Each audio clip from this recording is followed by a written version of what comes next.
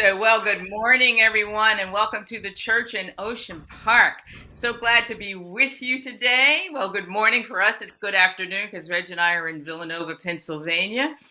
And we just found out yesterday we were going to be in the same spot. So he agreed to come and do an opening song. And you know, Barry, I was reading information about you. And as I read about you and the gaming and how board games help us to get along with each other, there was one of Reggie's songs that came to mind. So thank you for the inspiration.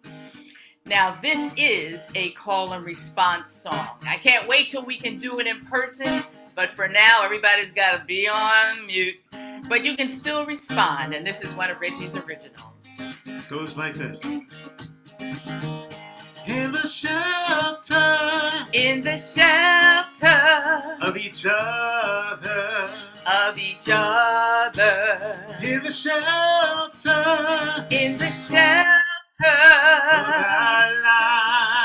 of our lives, we are open, we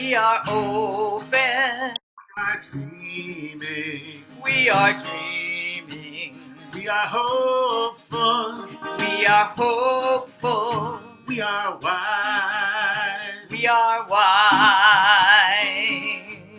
Why don't we sing that again? In the shelter of each other, in the shelter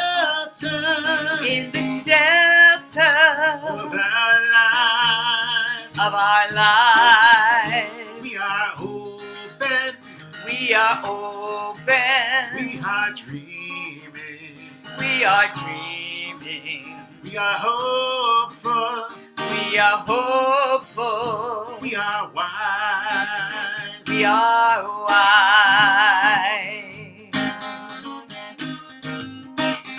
You know that many times the weight of the world crashes in. We feel angry and afraid.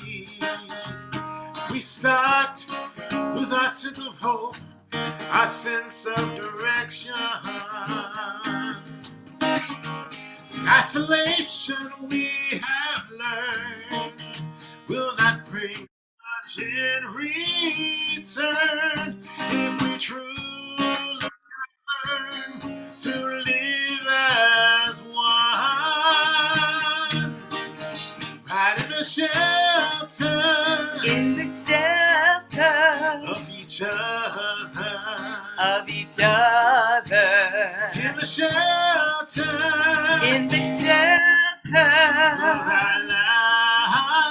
of our lives, we are open, we are dreaming, we are hopeful, we are wise,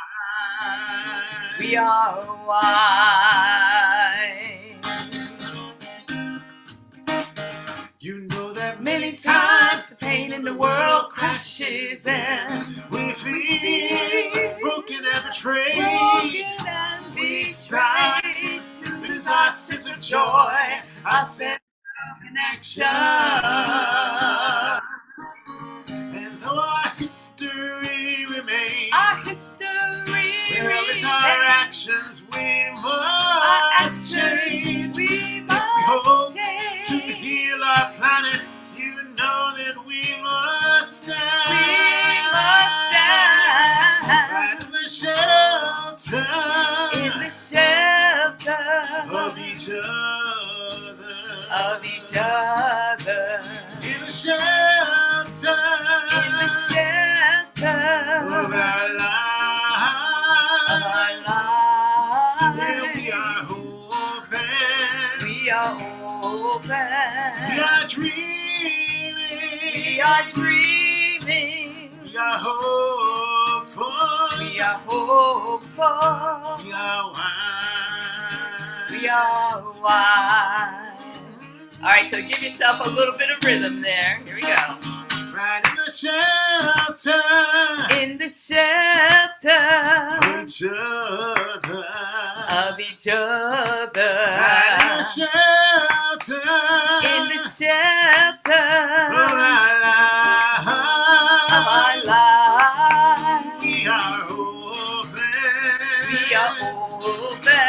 We are dreaming. We are dreaming. We are hopeful. We are hopeful. We are wise. We are wise. We are open. We are open. We are dreaming. We are dreaming. We are hopeful. We are hopeful. We are wise. We are wise. We are wise. We are wise. We are wise.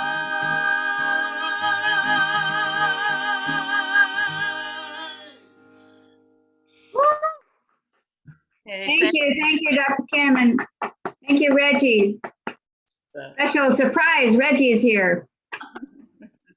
We're so happy to have both of you and back there in Philadelphia.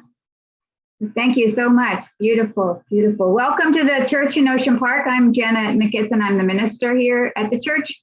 And you might be wondering if you're welcome. You're welcome if you're Jewish, if you're Muslim, if you're Hindu, if you're spiritual but not religious, if you're Christian, if you're Wiccan, if you're something else altogether, if you're atheist, agnostic, whatever it is that you are, Buddhist, you're welcome here. Many people are actually a combination of some of those things altogether, and you also are welcome here as well. It's called multiple belonging. Many of us have multiple belonging religions inside of ourselves. So you're welcome here, no matter what. Today is exciting because we are in the midst of high holy days of Judaism, and that means it's a brand new year and it's a brand new time to have more opportunities, and there's more possibilities again, even in the midst of war and destruction and death and all of the chaos that is in our lives. There are these opportunities that are open to us. And so I'm very excited to hear our friend Barry Goldstein, because he's been with us before. He's a part of our community. Yeah, so we welcome him back as well. But I want to begin with a land acknowledgement first. And I invite you to take a deep breath in and then a deep breath out. And to recognize that the land that we inhabit is physically situated on the original ancestral homeland of the Tongva, the Chumash, and the Kizh. We pay respect to them and to all the indigenous people of the past, present, and future. We acknowledge that their ancestral land was stolen from them violently and without remorse. Lives were lost and histories were destroyed. We pledge to be a part of the culture of repair. We acknowledge and we pay homage to the indigenous people living among us and throughout the land. Breathe in and breathe out.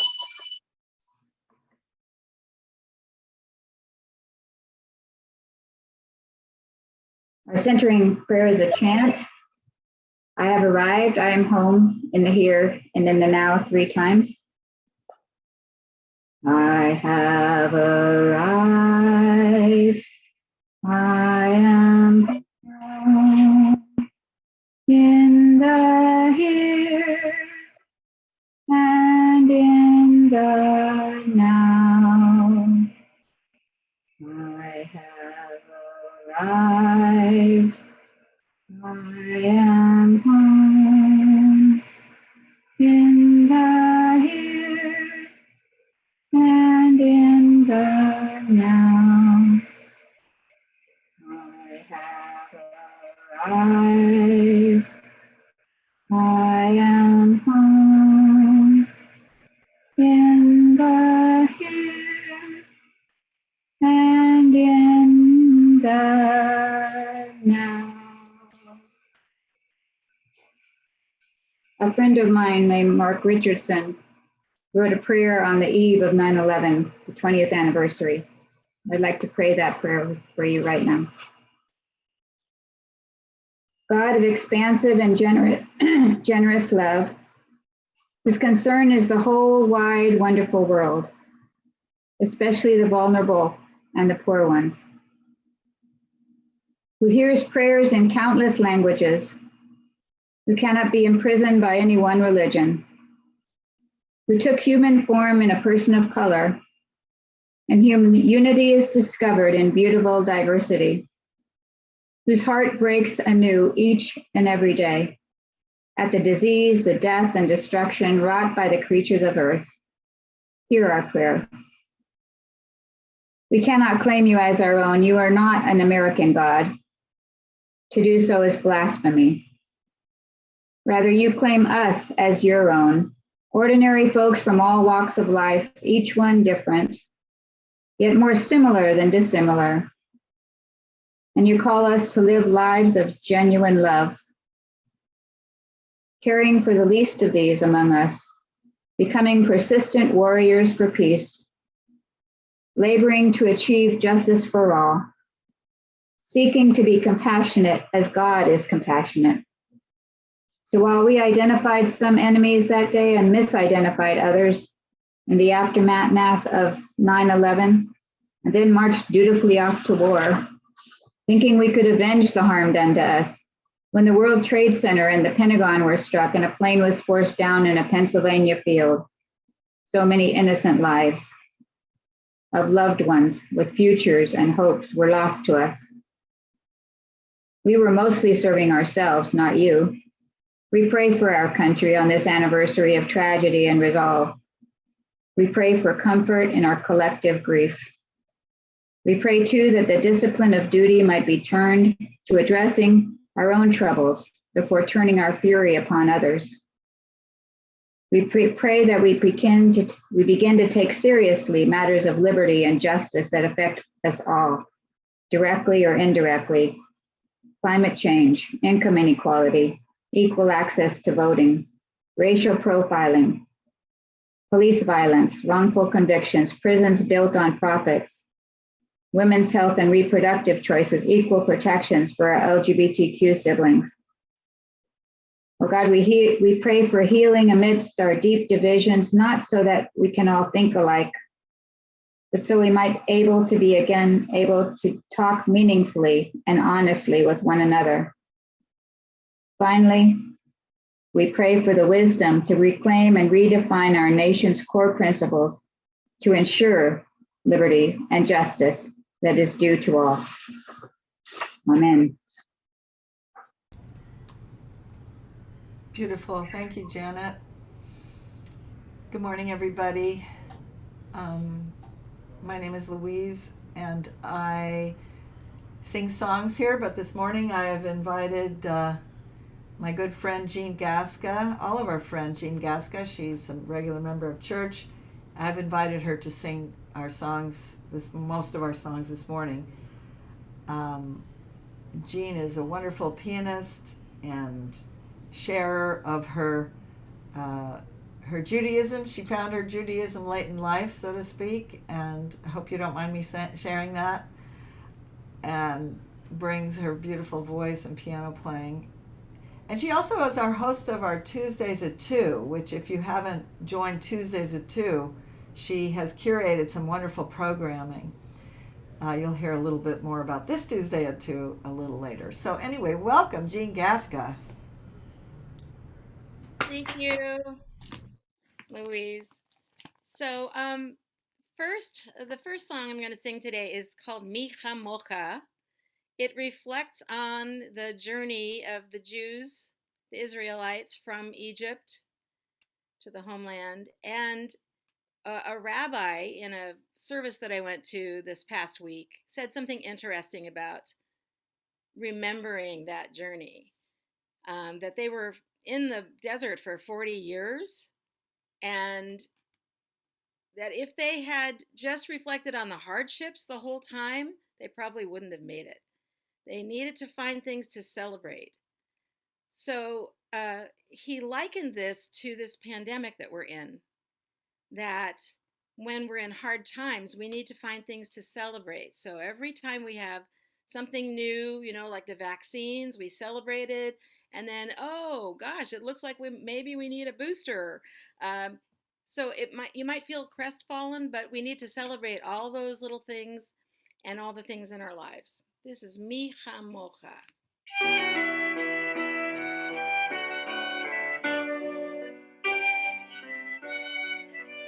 You can sing "Light-a-die" with me. Yada-die-die-die-die-die, yada-die-die-die.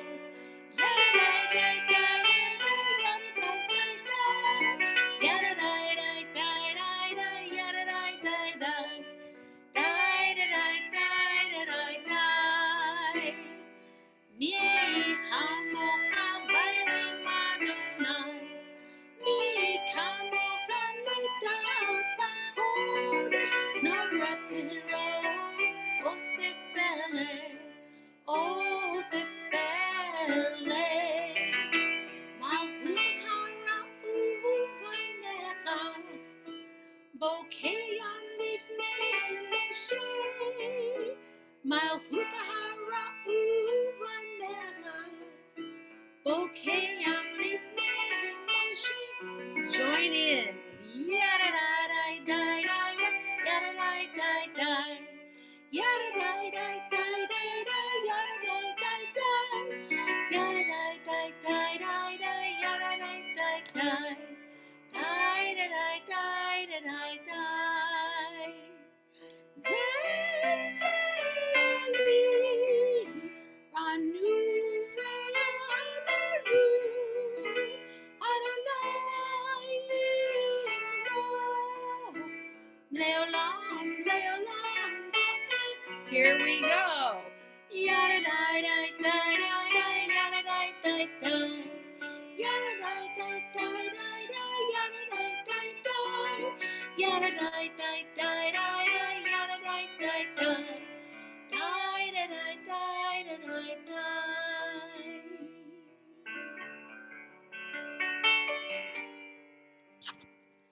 V'ne'emar ki fara Adonai et Yaakov, ugalo miyad hazak mimenu baruch ata Adonai, baruch Shalom. Last time. Yada-da-da-da-da-da, yada-da-da-da. Yada-da-da-da-da-da, yada-da-da-da. Yada-da-da-da-da-da, yada-da-da-da.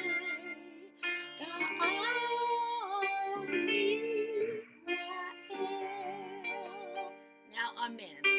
Amen. Amen.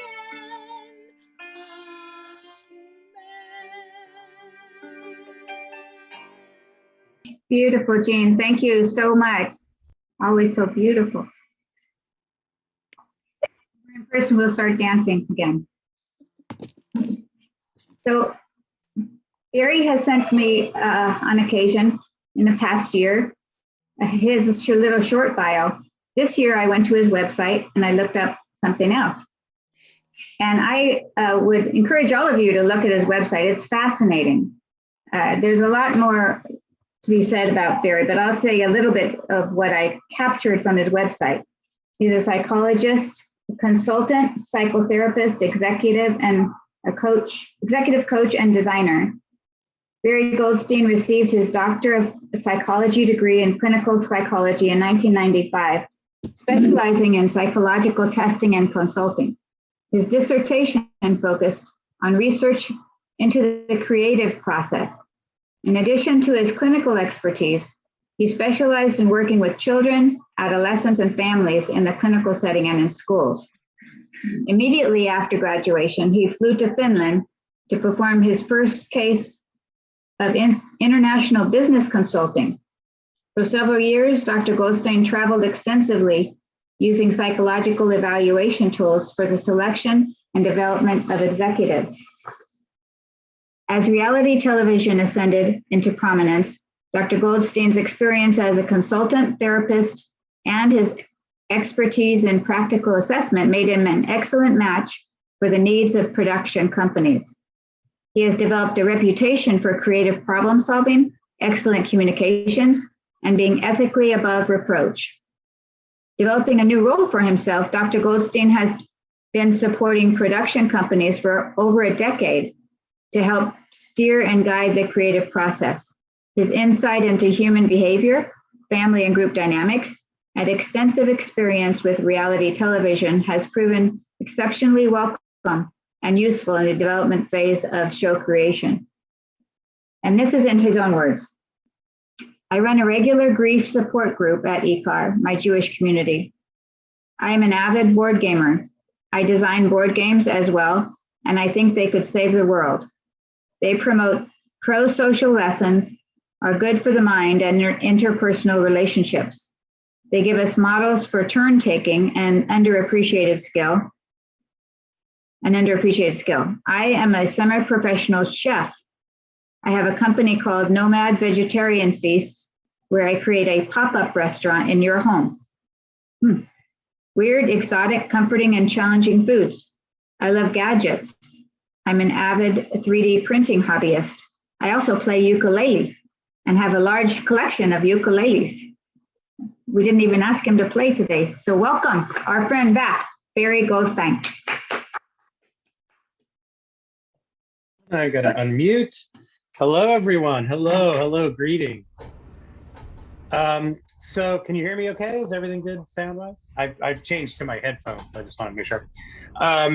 So today I've been asked to talk about the days of awe, these beautiful high holidays that we have in our Jewish faith. And we are right in the middle of these days of awe, between the day of Rosh Hashanah and Yom Kippur. There's a 10-day time for us to get ourselves together and to put our house in order. I'm going to talk a little bit about the holiday. I'm going to talk a little bit about the universe, and I'll blow shofar for you today. So I could do an hour and a half. So just cut me off when I reach a point of exhaustion. So let me start by telling you what the word Rosh Hashanah means. Hashanah means year, and the word Rosh means head.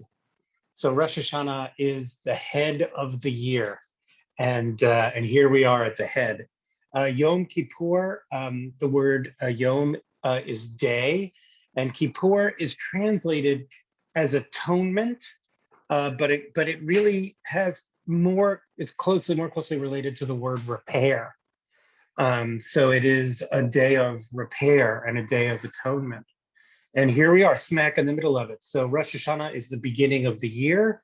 And then we have this time. So the absolute best of us are put into the book of life, 10%-ish. And then about 10% are written off on Rosh Hashanah. And then the whole rest of us who are morally ambiguous and in the middle somewhere have these days for contemplation.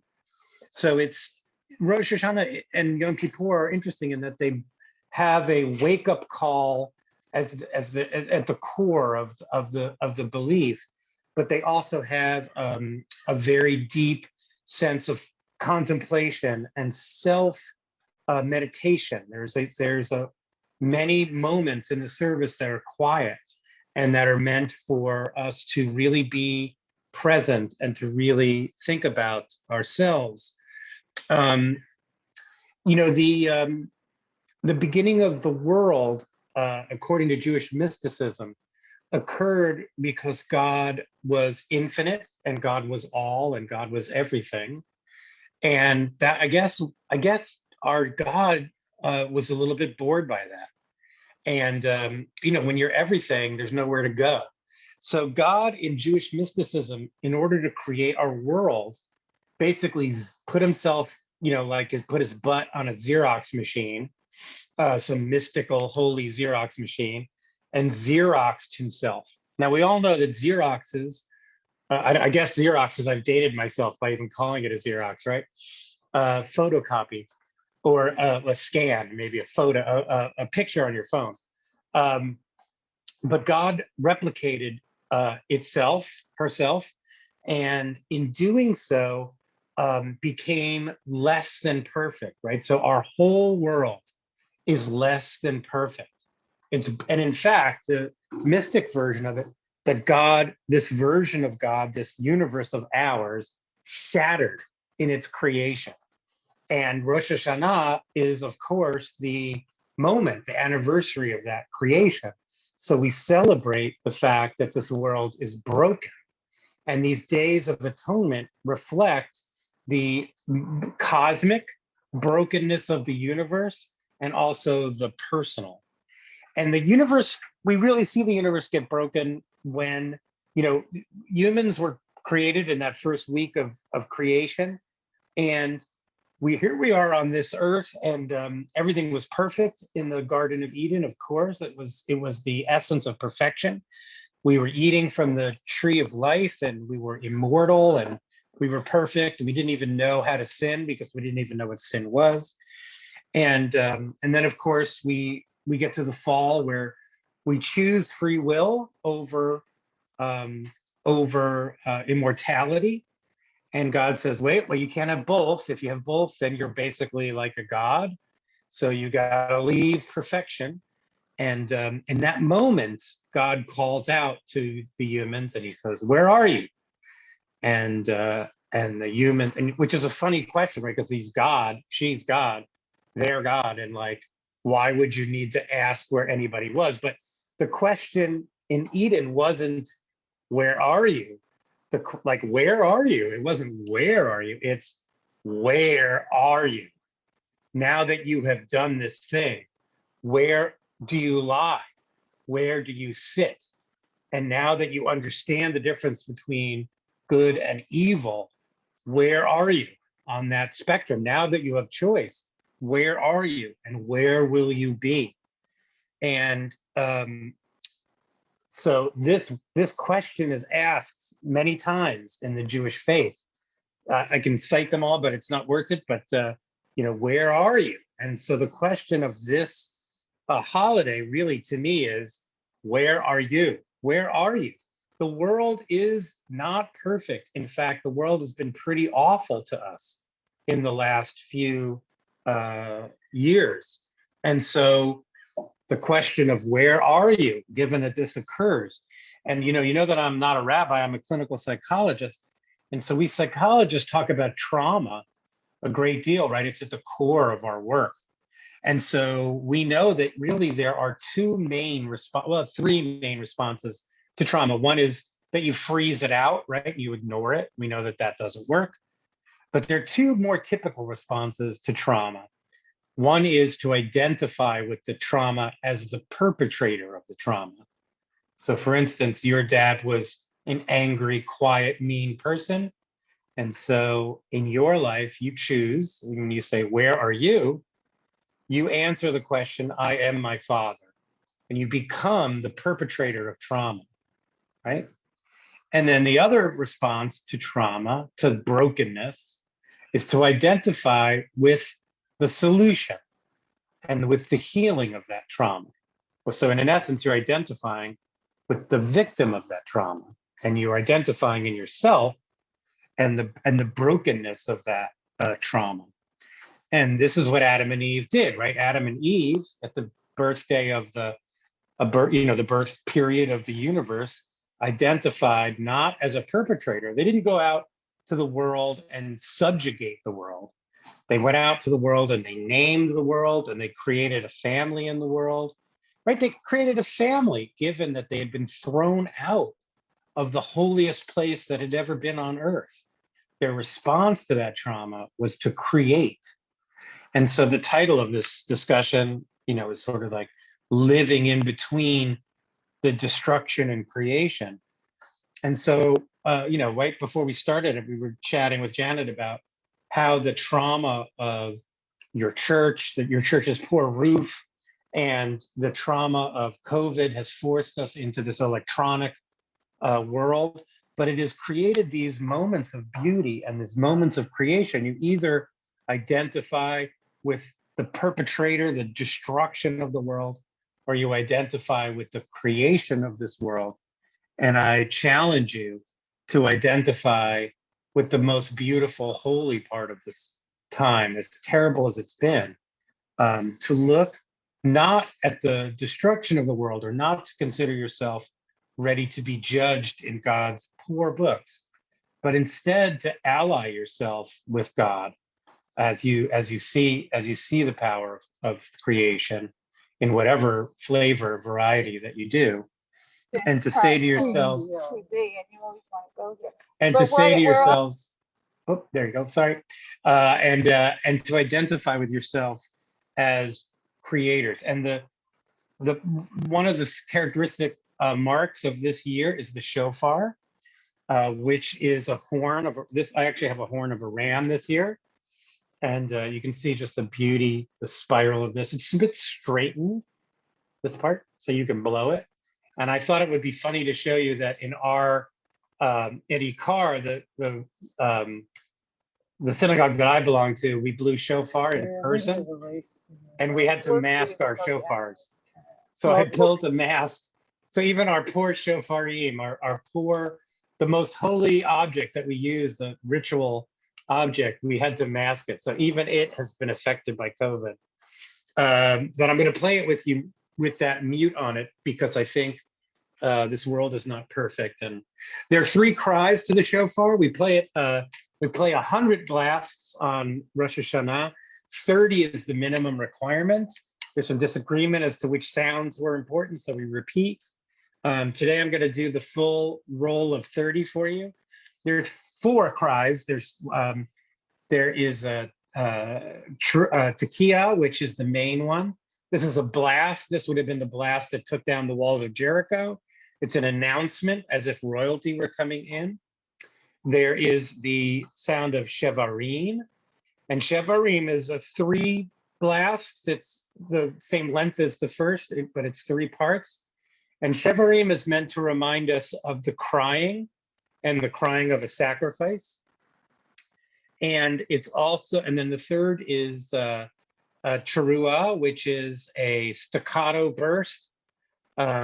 It's meant to punctuate the moment and to really wake you up. And then the final note is a tekiah gedolah, which is a long note and is meant to seal you into this moment. So I invite you to really be present in this moment of blowing, and to hear it with your heart and your ear balls and your souls and your spirit, and whatever your faith, to use it as a wake-up call and a reminder that during all moments of trial, we have a chance to creatively reinvent ourselves. Okay, here we go. I'm not going to call it. I'm just going to play it.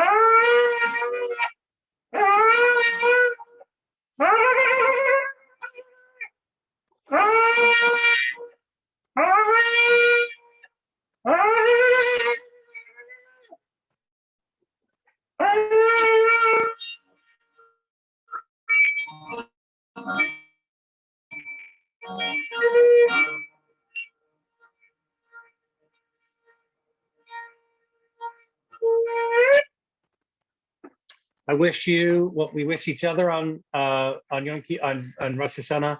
I wish you a sweet New Year, and the chance to reinvent yourself even in the midst of your most difficult trials. Thank you, and Lashana Tova.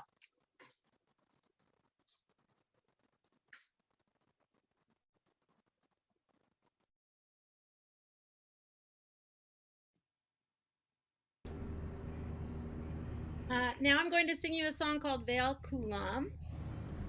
it's about asking God for forgiveness. And you might think, well, I didn't rob a bank this year. I didn't murder anyone. What would I have to ask forgiveness for?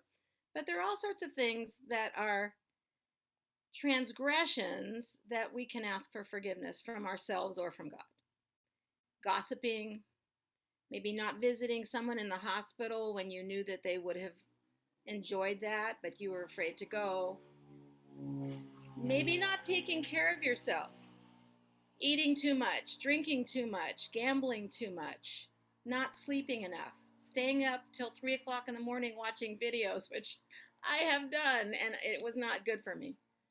So in this song, you'll hear Slach Lanu, that means forgive us, Machal Lanu, pardon us, Kaper Lanu, grant us atonement. And the us is because in Judaism, the community asks for forgiveness as a whole, because the community as a whole is responsible for everything that happens in that community.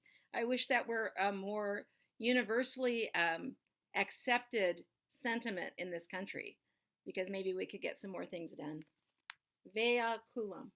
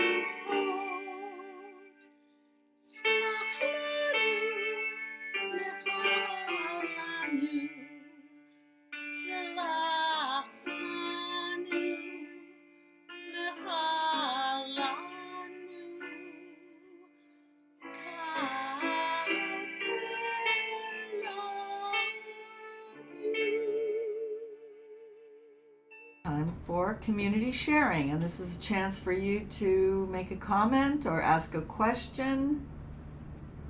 So I don't see any hands up yet. Anybody want to speak? All right, I see Craig, Claudia, Jeannie. Let's start with Craig. Thank you. And I approach this, to a person who is indeed spiritual.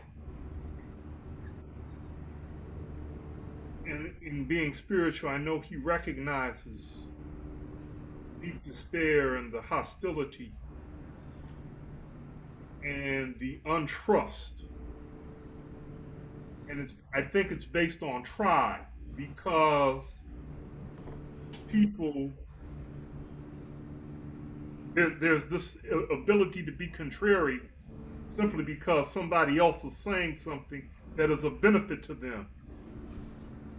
And they don't perceive it as such because they're under the influence of something that's, not healthy. And I'm wondering specifically, how do we in the middle shield ourselves from such hostility and, one, get past that idea of hatred for each other to where we can both accept each other based on whatever differences we have.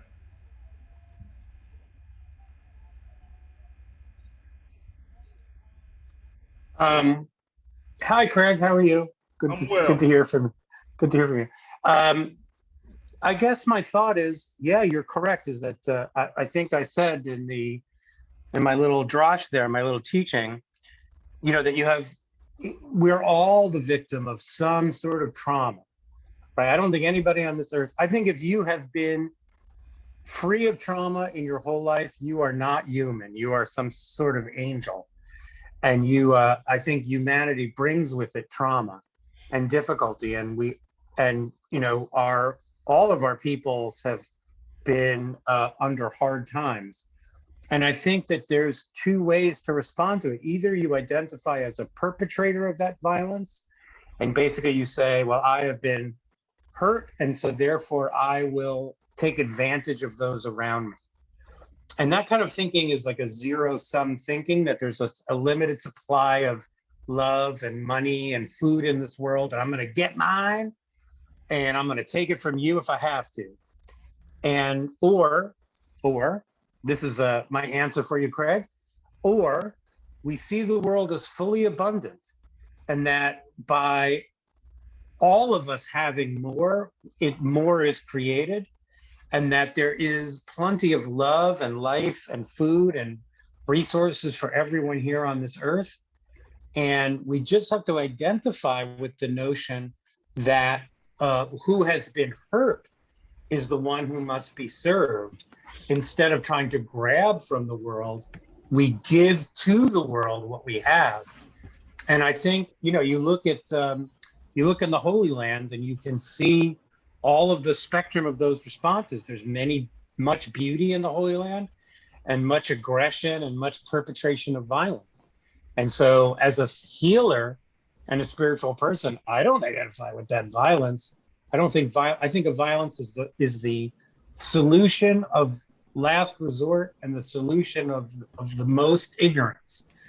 And that it's reaching out to our brothers on this earth. We're all in it together. We're all in this spaceship together, flying through space. And to believe that there's any differences, that religion creates differences, or the color of our skin, or where we were born, to me seems the most absurd, ignorant way of looking at the world. I think we're one people, and the closer that we get to this giving energy and the creation during these hard times, the better off the world will be. It ain't easy, though. Thank you. All Thanks, right. Craig. Thank you. Thank you. Thank you both. How about Claudia?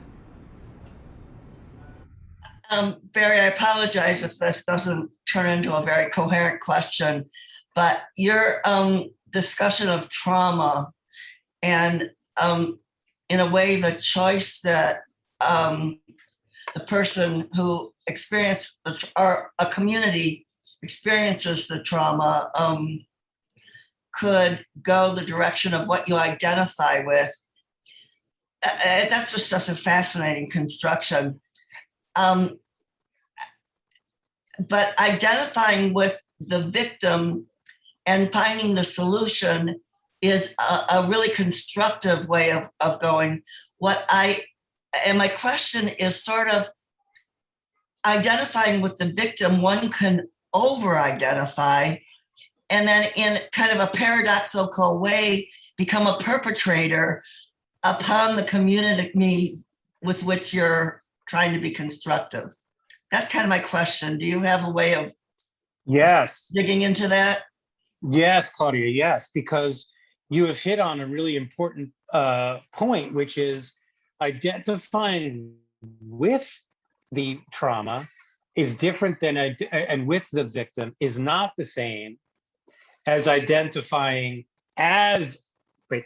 with, as opposed to identifying as a victim, right? And so there is a way, and the Jewish people have not been innocent of this, of using the trauma, or sometimes it's perceived this way, using the trauma as an excuse, or using the trauma as a way of becoming a permanent victim.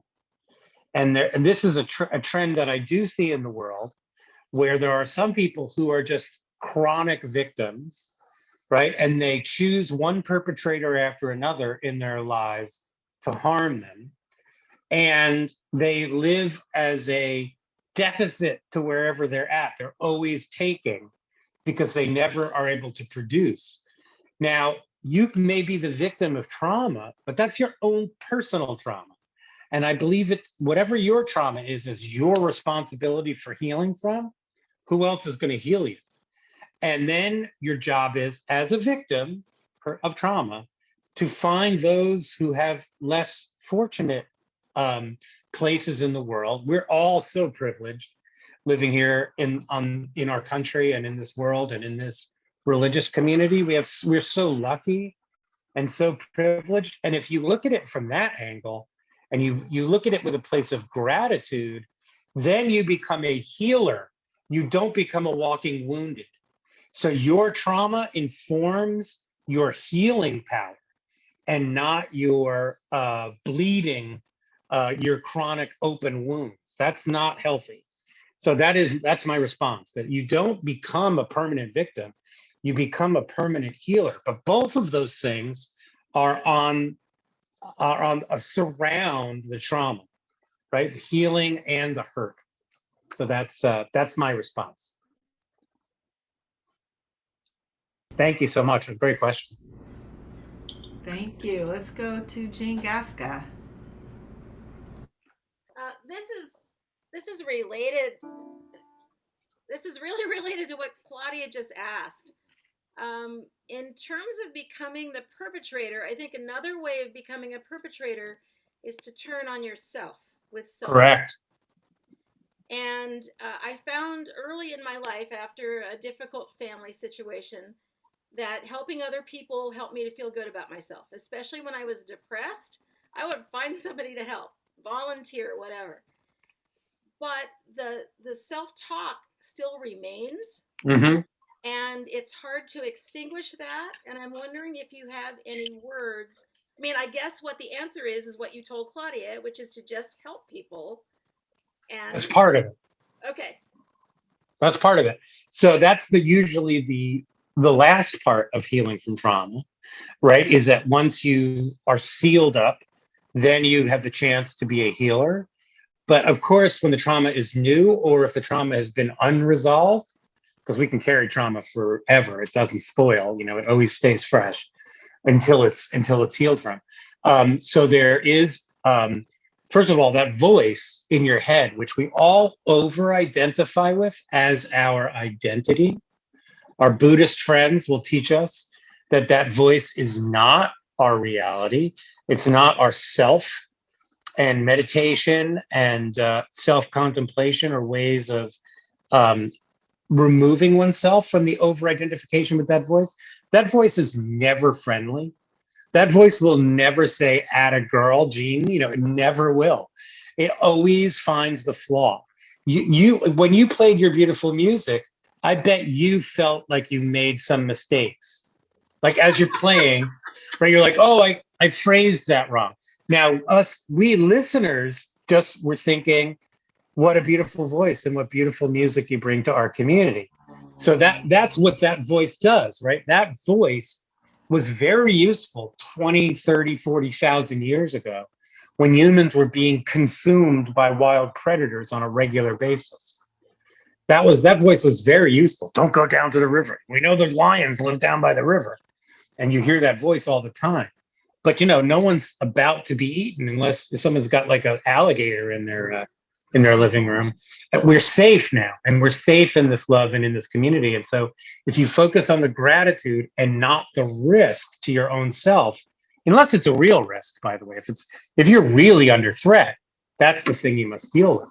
But if you are in fact safe and have a space to feel gratitude, then you have a space to realize that voice isn't only who you are. And so there's much more to it than that in this world. And so that's a little bit of that. I can talk literally for hours on this notion of conversion from trauma to healer. There's many steps along the way, as you know. So I don't want to give it short shrift. It's the classic dilemma of our world. And I believe it's our personal challenge and the world's challenge. And when things like that lock up and link in such synchronicity, it seems to me to be very truthful. Our internal struggle and becoming less identified with trauma is the same struggle that the world is undergoing. We can't focus on how terrible the world is or how terrible the results of us leaving Eden are, that we have warming climates and terrible racial tensions and all these things. We can't focus on them as a victimizer and be the best version of a perpetrator. And we can't just identify as a victim and say, "Oh, I'm a victim." We must look to be healers of this world. That's why I think that's why God put us here. And I think that's our purpose. So that's my answer to that. I'm not a small answer. I'm sorry. It's expansive answer. No, don't be sorry. That was wonderful. Thank you. Okay, Rachel. Good morning, everyone, and thank you, Doctor, for being here. My own trauma comes from being molested at the age of 13 and 14 by a Christian monk in military school. Ugh. It wasn't Oh, until after his death that I was able to kind of move beyond that. But one of the things in my healing process over the years has been going from victim to survivor and then to thriver. And yes, lovely. I think that the idea of being a creationist, somebody who creates the world that they want to see, and to use that gift. I believe that we all have a gift to that allows us to create in the world, create good things, and also create bad things. So it depends on what side of that line you step on. But certainly creating good things in the world. I feel like, and maybe this was part of your message, was that ability to create in the world positive, good things allows us to go from survivor to thriver, and to be that healing force. Amen. Yeah. Beyond the trauma. Yeah, you certainly can't do it while you are a victim. And the conversion to being a survivor is a really interesting linguistic shift, because when you're being hurt, you are the victim. And then when you're a survivor, you can say, I was the victim. Right? I was the victim of that. I was the victim of that. I am no longer the victim of that. You see, it gives you space from the trauma. When the trauma is occurring, or when you're replaying the trauma 30 years later, God forbid, and you replay it and you feel the victimization. But when you touch us all, right? You touch us all with your story. You may not realize it at the moment, but when you said, I was the victim of trauma, and you mentioned, and you told us the story of that trauma in a brief version, we all for a moment felt bad for you. And then for a moment, we felt love for you, right? Any of us who were truly there and listening. And then you said, then the transition from survivor to thriver is when you make that conversion to being creative and to creating from it. And it's beautiful. And you are beautiful. And you are no less beautiful from having been a victim. And in fact, I think all of our greatest, highest level of beauty, these beautiful acts of creation in this world, all come from the destruction, and all come from our human, innate, holy, spiritual, in the moment space of creation. And it could be a painting, or it could be a beautiful loaf of bread, or it could be a beautiful moment like today's service. And that's what I got for you. And thank you so much. That configuration is a linguistic one, but it really reflects on the truth of that conversion. And really well done. I appreciate that. So, Dr. Berry, I just want to thank you so much for all of this. I wrote down notes because this has been very moving. So what I was going to share has nothing to do with all this, what I was going to say is the shofar, I never understood what it actually stood for. And now every time I hear it, I'll know what's going on. And I love the fact that it doesn't back away from the crying. The crying is in there. And it's like here, and then the announcement, and then there's crying, and then there's, hey, you're in the moment. And so, but you have a choice of what to do in that moment. So every time I hear the shofar now, I'll understand that there's a choice, like there is the crying, and then there is also the choice of what you do now. And it's taking from trauma to beautiful creativity and creation is, it's really, really moving. I really appreciate you being here and sharing that powerful message and all the sharing that was shared this morning. I really appreciate all of you for being so vulnerable. Thank you. I would like to share something. When I was in my 30s, I was a victim, you could say, of a very powerful leader of the community I was part of. And I was devastated by it at the time, and it took a long time to heal from it. But what I realized was he had an abuse of power, but when I could forgive myself and realize that I was a victim of his abuse of power, but I also was an adult who was trying to get something from him. And that was my freedom, that I wanted something. I was trying to get a need met that I thought I had, and that was my freedom. And I think, looking at our own part in the things that are hurtful to us is so powerful, because that's the only place where we have a chance. The other person's not going to change or be different.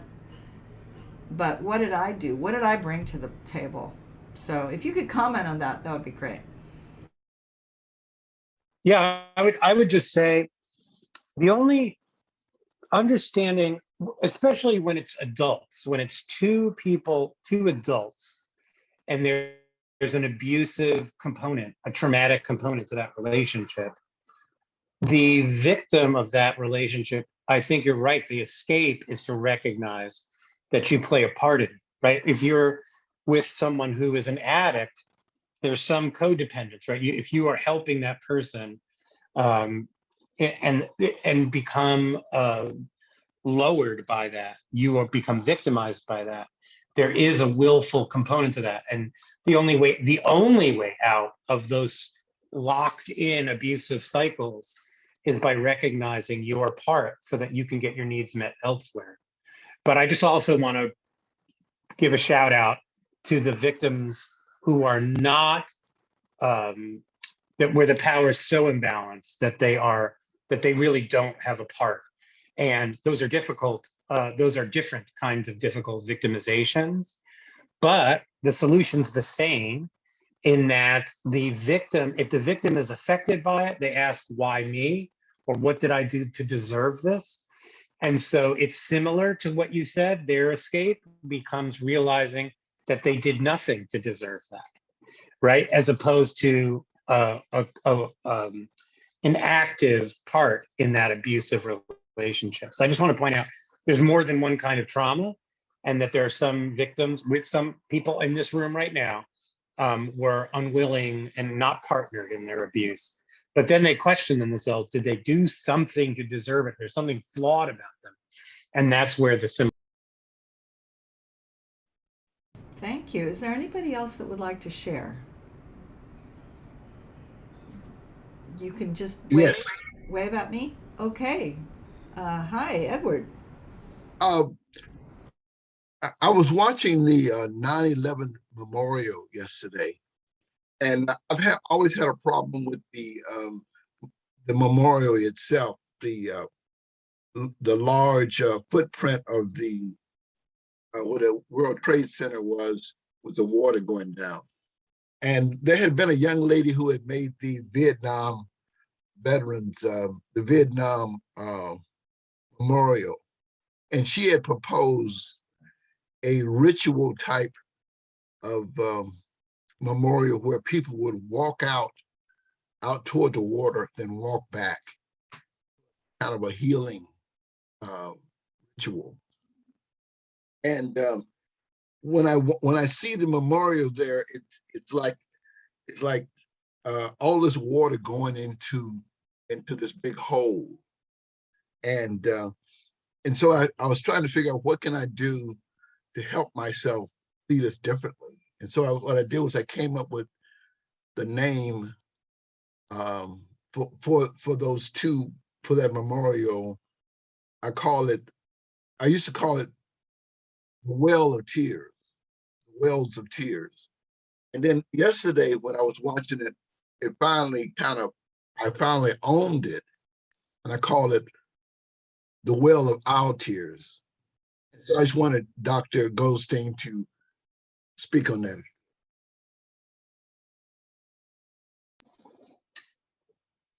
Off the cuff, one of the things that I think about is that there's always tears in this world, right? There's always tears. And a fountain, which that is, doesn't drain into the sewer. It recycles. That the water comes back up and it becomes tears again. And this is life in some way, right? If you ignore the tears, you can't have any of the love. You know, I do a lot of grief work, and I say there's one easy way to not feel grief. The easy way to not feel grief for 9/11, just don't care. If you don't have love, then you won't feel any grief about anything. And so I think that if we look at this as a cycle of grief, the water goes down into the hole, but there's some unseen, let's call it spiritual, because we can't see it. We have to believe, we have to have faith. There's something that pumps that water back up, and then they become tears again. And we all know this. If you've lost your mother, or you lost your father, or if you've lost a child, there's a cycle of life, and it includes death, and it includes loss. And there will be tragedies like 9/11. There will be. They won't stop. And there will be something else that we can be sad about, right? The fall of Afghanistan. It's the same. It's the same. There's always loss. And so I think by acknowledging and memorializing and freezing that moment of loss, then we can always be on the cusp of choosing. I don't think we chose correctly after 9/11. Not to be political. Well, I guess I choose to be political. You know, I don't think our country chose correctly. I think many can agree on that. 20 years of war did not undo any one of those deaths. None of them came back to life. And therefore, the tears for them will always remain. And so we just get to choose always. How do we respond to 9/11? Do we just put a flag up and go kill some brown people, you know, who weren't even responsible for it? And then just make that feel like we're victors? That's identifying as an aggressor. And so to me, that was the wrong response. But identifying with the trauma, I'm okay with, because it always gives us a perpetual cycle of contemplation of how do we respond? You know, like, are there still people suffering from 9/11? Yes. You know, there are first responders that just recently won healthcare to extend, you know, as this far because of effects of breathing in that toxic air. So I treasure it. I treasure the freezing of the moment of the sorrow, because it lets us always choose that we don't need to be victimizers as a response to having been victims. Shout out to my friend John Cruz, who was a high school friend who died in 9/11. Thank you so much, Barry. I think Jeannie has another song for us. I do. Excellent. This is called Yih'yu Loratson. It has 2 verses. The first one is Psalm 19, verse 14. May the words of my heart and the words of my mouth and the meditations of my heart be acceptable to you, O Lord, my rock and my redeemer. So this is in Hebrew first. The second verse is Oseh Shalom, which is a prayer for peace. This is the actual words, and then I'm going to paraphrase. May he who makes peace in the high places make peace for all mankind. I like to reword it as may all the people of earth unite to work together to make peace for all mankind. And then I'll go back and sing the first verse again in English. May the words.